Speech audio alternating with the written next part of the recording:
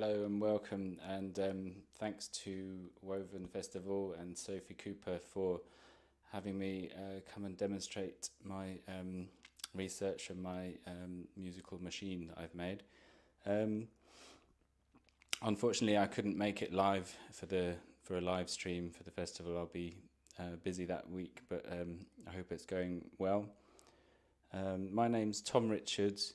I'm an artist and a musician, an instrument builder, and a sort of electronics and sound engineer and kind of audio boffin. I'm based in London, just work freelance on all kinds of different projects.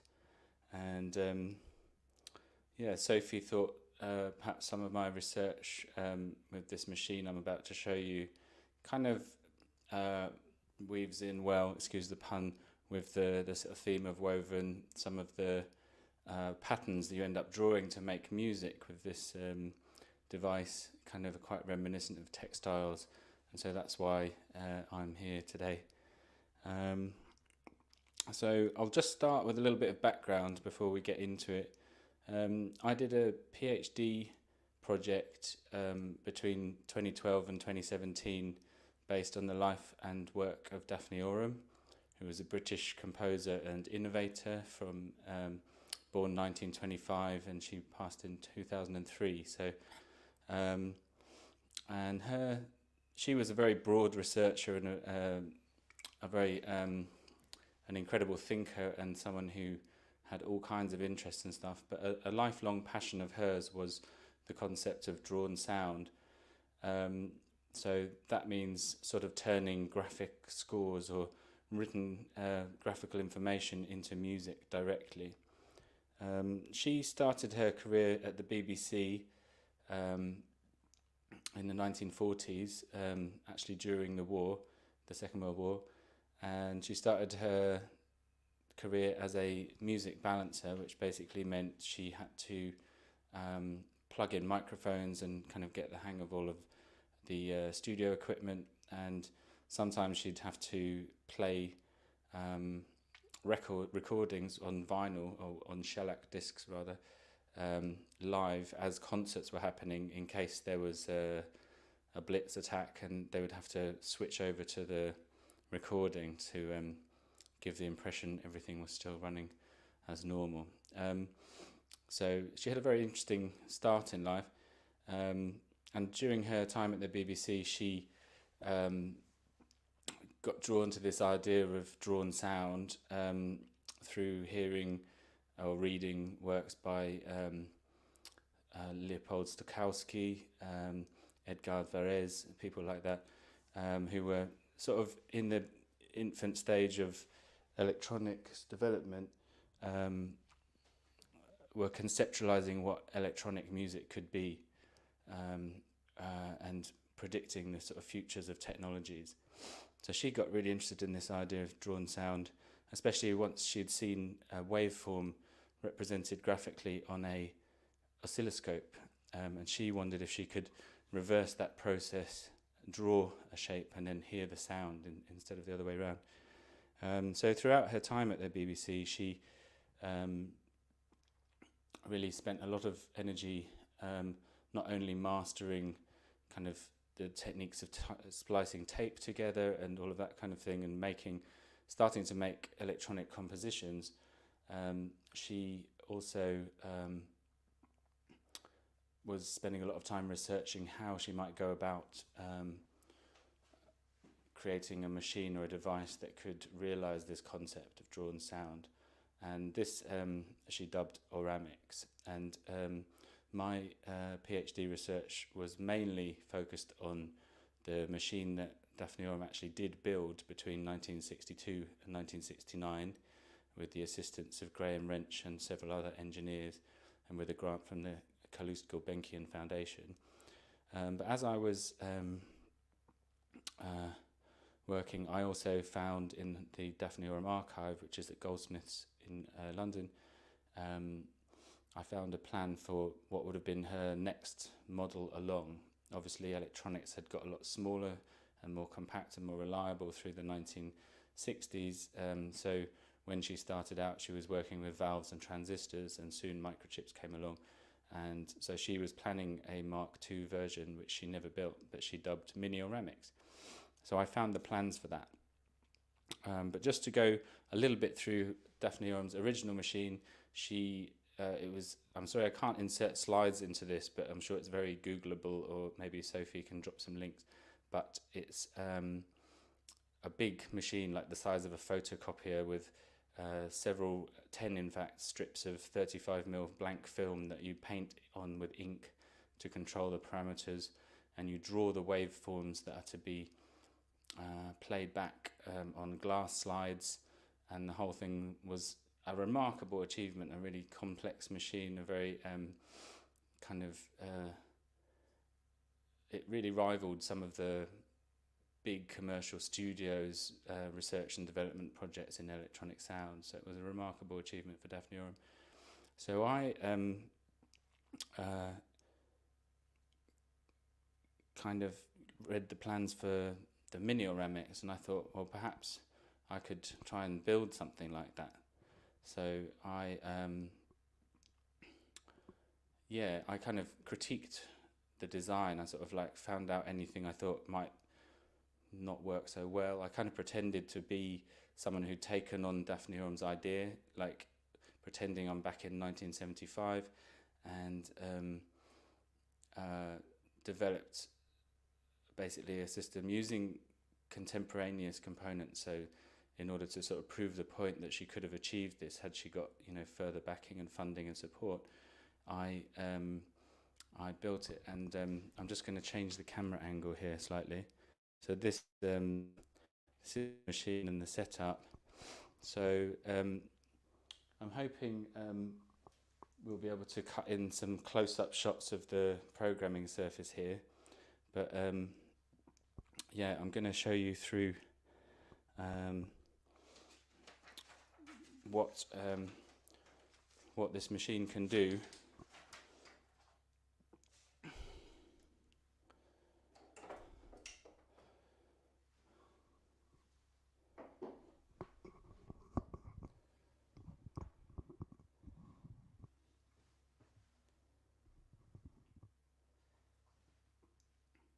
So essentially, it's got this control surface which is divided into 1, 2, 3, 4, 5, 6, 7 parameters, and as you draw the patterns, it all comes together into theoretically music, depending on what you write. And then, so essentially, this part of the machine here is the bit that programs everything and creates the kind of control, and this part of the machine is the bit that reads that control signal and turns it into sound. So I'm just wondering if I can improve this angle slightly so you can see me.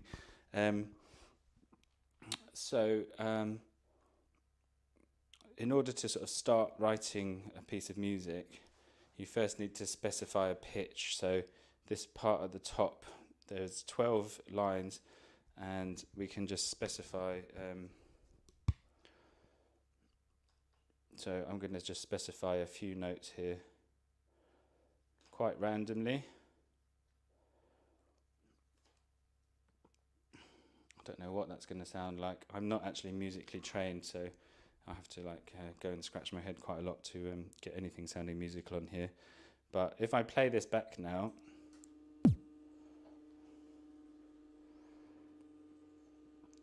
we don't hear anything, and that's because we haven't specified any dynamics. So it's got two sound generators, which are just called A and B. So what I'm going to do now is I'm going to assign some volume graphs, essentially, for those 4 notes I've just drawn.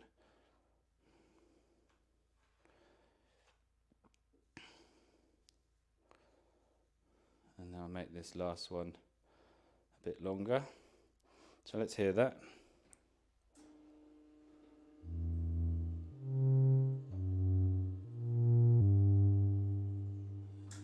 Surprisingly sounded a little bit musical.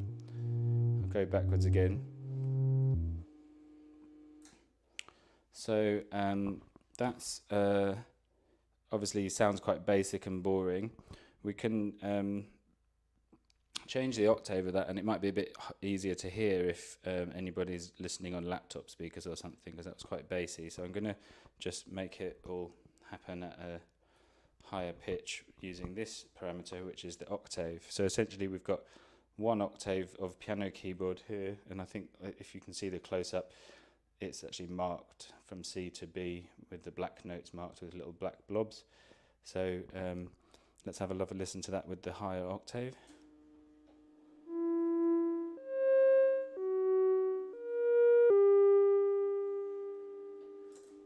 So the machine itself is quite noisy. I hope it's not picking up too much on the mic. So that's a little start. Now we've got the other waveform to play with here as well. So I'm going to just check that the levels are okay.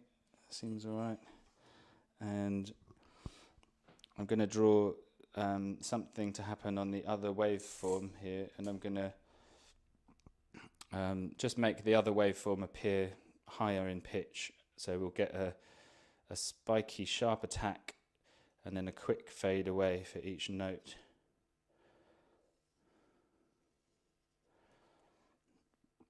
And perhaps you can see now how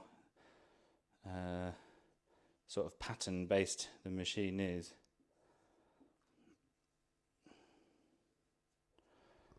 So let's have a listen to those two together.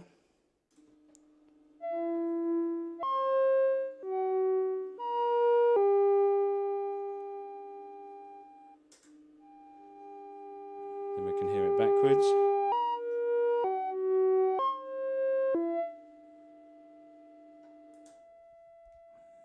Just put some quiet there at the beginning.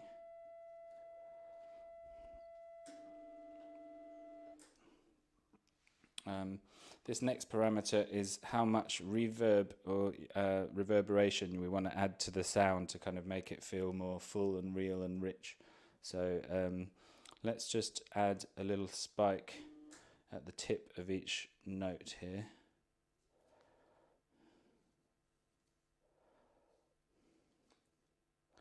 And then let's leave that fairly high for that note and drop off. So that's now going to sound hopefully a bit more full and rich with, it's actually a spring reverb that's inside here. So we're sending the sound into a spring, picking it up the other side and hearing how it sounds at the other end.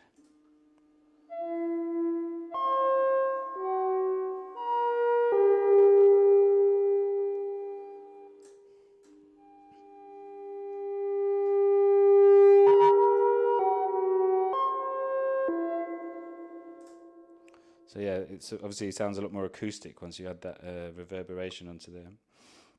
So there's one more kind of trick this will do, which is, well, there's a couple more, in fact, but the next one I'm going to show you is pitch bend or vibrato. So what I'm going to do is I'm going to put a little bend on this middle note here, just a little subtle bend, and then I'm going to do a bit more of a full-on wobble on this last note here and see how that sounds. Just check vibrato on, and there we go, that should do something.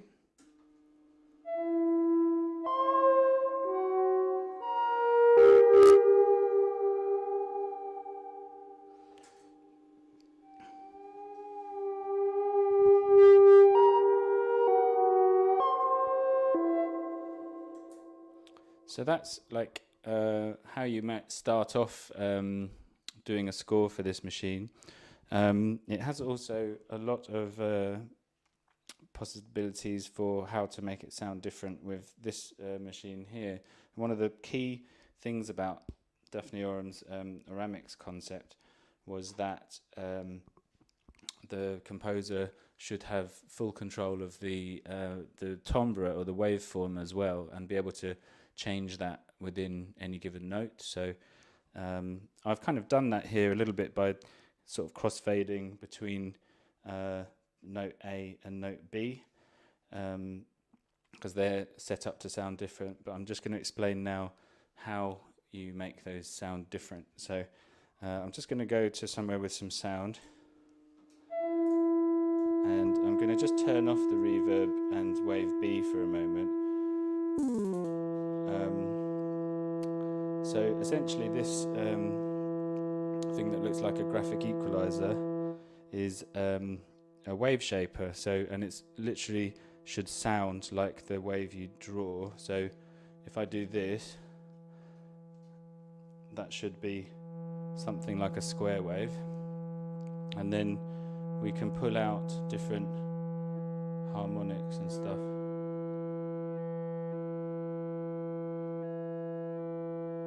By adjusting these.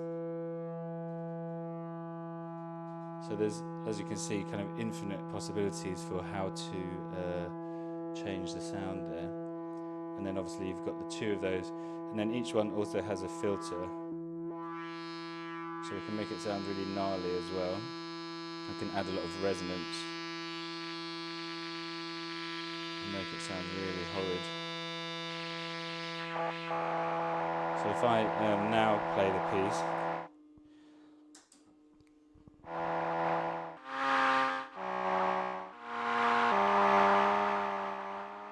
so we can get it to sound really horrible.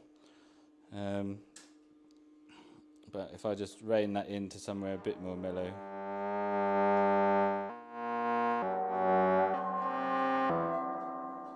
Bring back in those other elements.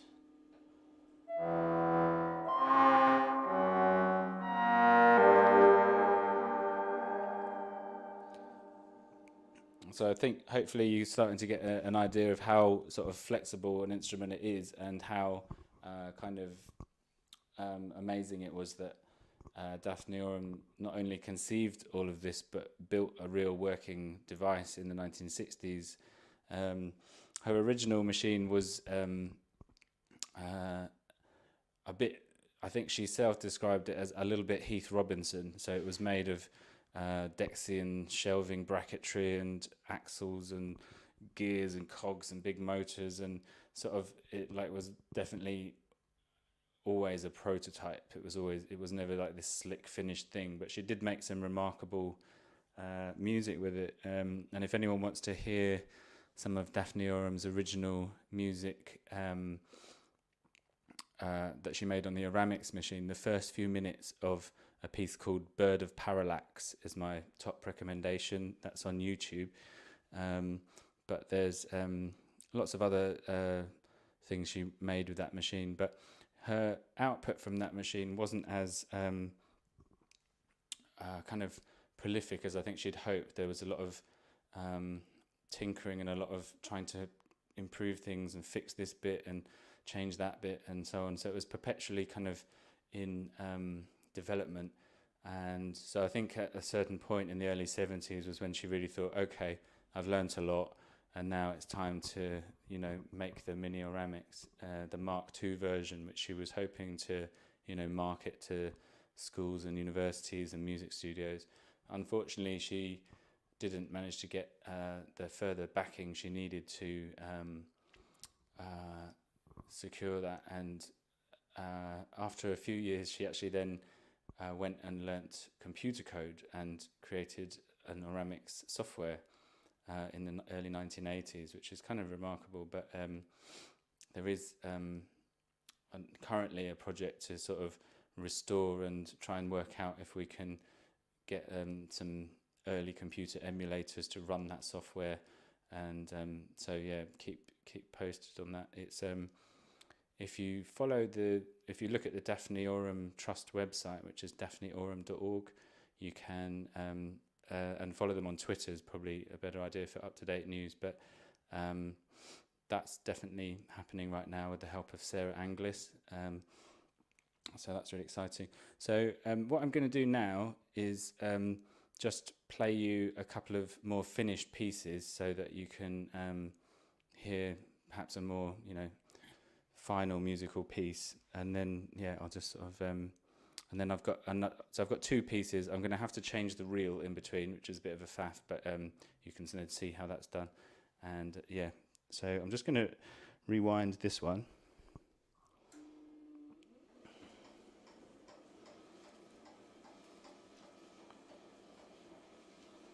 Yeah, as you can hear, it's quite a clunky, noisy machine. But nowhere near as noisy as the original, which apparently Oram had to move her whole studio so that she could listen to the speakers separate from where the machine was playing the film, apparently. There was a big studio move at some point in the late 60s.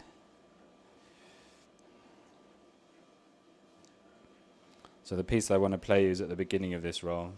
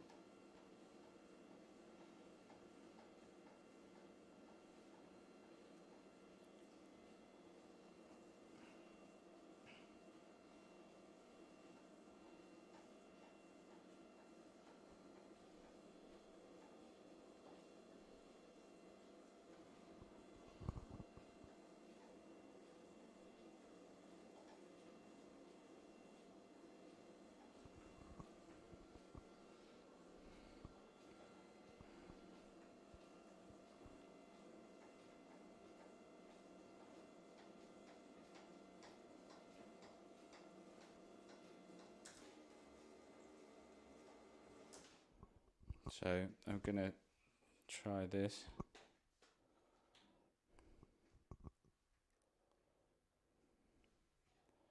And I'm not sure what it's going to sound like because I've just been fiddling with all the settings here and so on, but I'm going to just do a bit of a guess at what settings would sound good.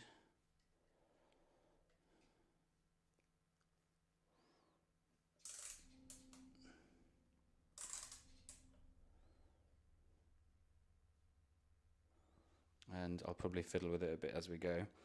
So this is this piece was made for a collaboration with an amazing musician called Wando Ibizi, who's based in Todmorden, and this was for a piece based on Hildegard von Bingen's work, who was an 11th century kind of nun and mystic and herbalist and musician from Bingen in Germany.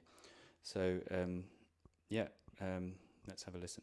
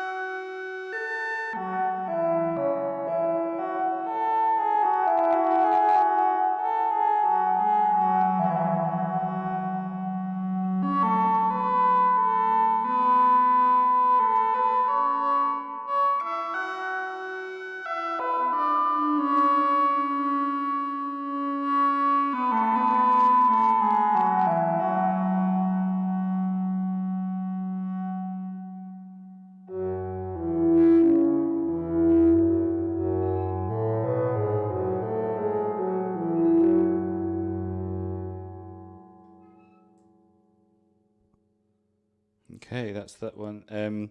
Yeah, the machine seems to have developed a slight squeak in that time it took to get that far. But I'm just going to quickly change the role and play you the next piece with luck, because it's sometimes a bit fiddly. But let me see if I can do it in the allotted time.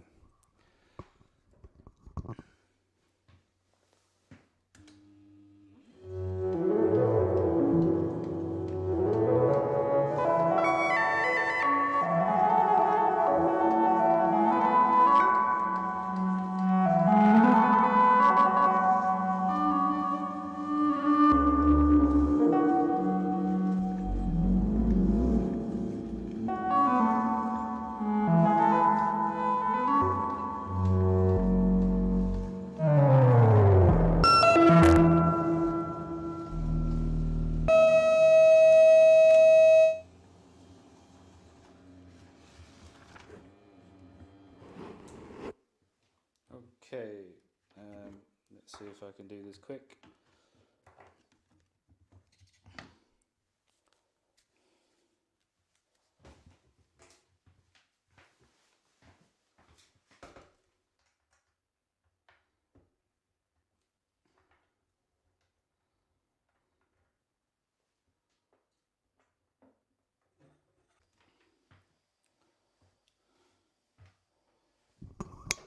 Okay, let's see how this goes.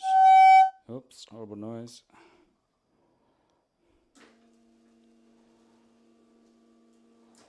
Hopefully no horrible noise. That's a good start. Okay.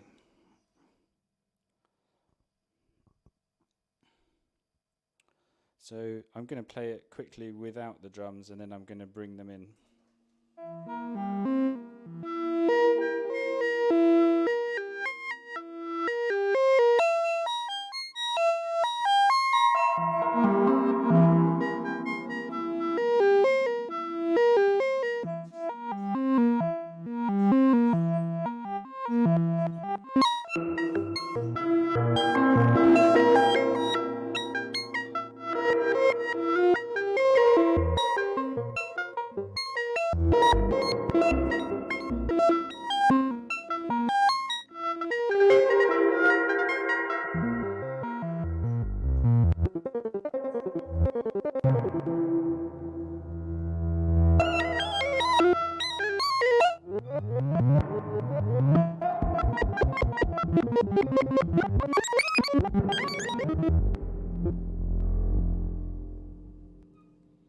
Okay, so the one parameter I didn't tell you about before is right at the bottom of the screen here. It's something Oram hadn't really planned, but I couldn't resist it when I decided to build this. So it just means that you can draw dots and they just give out little pulses.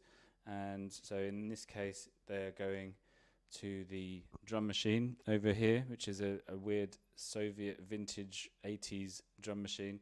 So I haven't set this up like to sound gorgeous and beautiful, but we'll get the idea. And initially it's going to be going backwards. So let's see what that sounds like with the drums.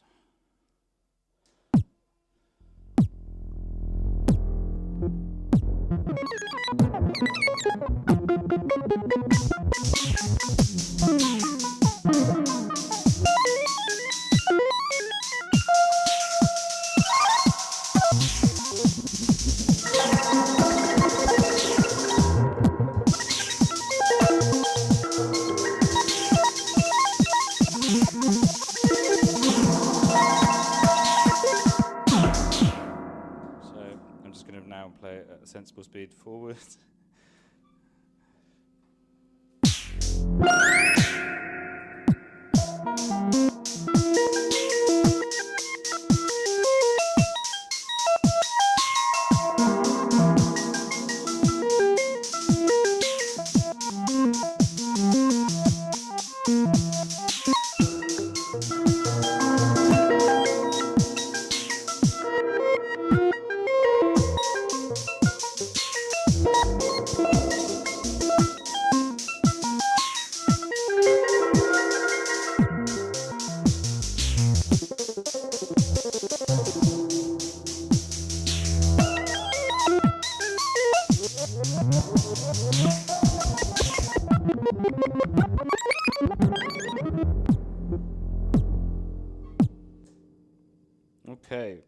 So that's me over time. Thanks for watching, and I hope it was interesting. Thanks again to Sophie and Woven Festival. That's all from me. Thanks. Bye.